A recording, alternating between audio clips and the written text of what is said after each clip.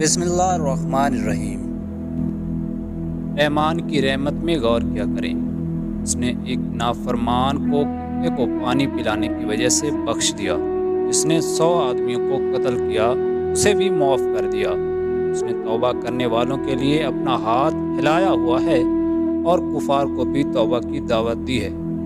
کھانے کی لذت صرف ایک دن رہتی ہے، سفر کا مزہ صرف ایک ہفتے تک رہتا ہے، مال کی چاشنی صرف جوانی تک رہتی ہے، اور ایمان کی لذت و مزہ ساری زندگی رہتا ہے۔ جب کوئی مصیبت پہنچے تو اس سے بڑی مصیبت کے بارے میں سوچیے اور اس کے جلدی زائل و ختم ہو جانے کے بارے میں غور کریں، کیونکہ اگر مصیبت کی شدت نہ ہو تو راحت کا مزہ کہاں سے آئے۔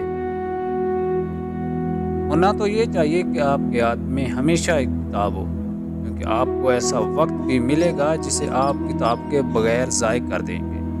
کتاب وقت کی بہترین محافظ ہے، اس سے انسان کی عمر کارآمد بن جاتی ہے۔